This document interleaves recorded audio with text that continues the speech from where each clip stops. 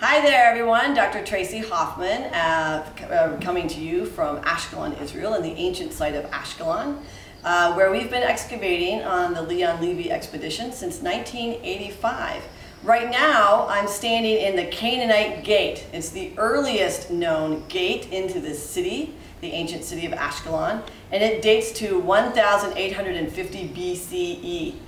It's really old, and it's actually quite famous. It's the earliest known mud brick arch in the world, so it's a really special find. There are other famous things or famous people that are associated with Ashkelon, and today I'm going to talk about 5 of them, 5 historical figures who have ties to Ashkelon. Nebuchadnezzar, Cleopatra, Augustus, Abdul-Melech, and Richard the Lionheart. So let's start with Nebuchadnezzar. He was a Neo-Babylonian king, and in 604 BCE, he came to Ashkelon, or his armies came to Ashkelon, and destroyed the city. And this was a part of an ongoing war that he had with Egypt. He was sort of trying to send a message, and he laid waste to many of the Egyptian-controlled cities on the Levantine coast. And so Nebuchadnezzar is really famous in Ashkelon for completely destroying the city. And we found evidence of this in some of the areas that we excavated, where we found shops that had been torn down. We even found a victim whose head had been smashed by a falling pot. So Nebuchadnezzar, in 604 BCE, destroyed the city of Ashkelon. Cleopatra's story, Cleopatra VII, is a little bit different. Cleopatra was a Ptolemy ruling in Egypt, or her family was, and she had kind of an ongoing battle with her brother to see which one of them would become pharaoh, which one of them would rule over Egypt. And she fled to Ashkelon, which was a good friend to Egypt and the Ptolemies, and she spent some time in the city in the 1st century BCE. And while she was here, the city minted coins in her honor.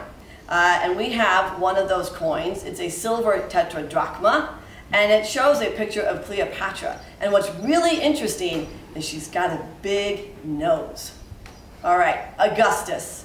Augustus was the nephew of Julius Caesar and got caught up in the factional fighting that erupted after Julius Caesar was assassinated. And eventually he became emperor of the Roman Empire, and is really the man who is credited with expanding and growing the Roman Empire in the 1st century CE. And his ties to Ashkelon are really sort of loose. But when he was ruling as emperor of Rome, this area, Palestine, was a vassal state of the Roman Empire, and it was ruled by a man named Herod the Great.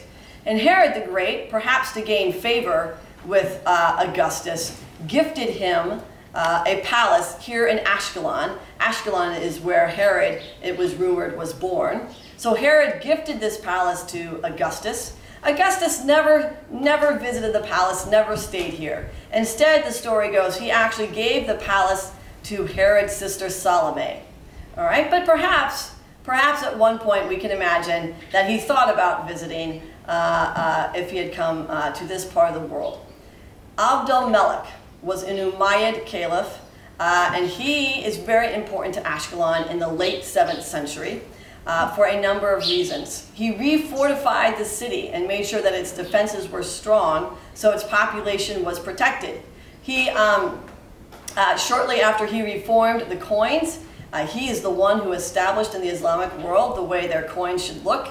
A mint was constructed here in Ashkelon, and they printed these special kinds of coins along with a slogan that said, "Minted in Philistine, Ashkelon."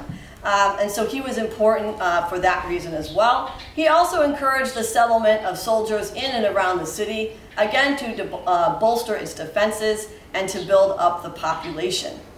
Finally, Richard the Lionheart, and he comes to us in the late 12th century, about 1192 to be exact, and he came here on crusade when European armies were coming to the Middle East to fight over Jerusalem with the Islamic dynasties in the region. And he marched down the coast, and he came to Ashkelon, and he spent 4 months refortifying the city.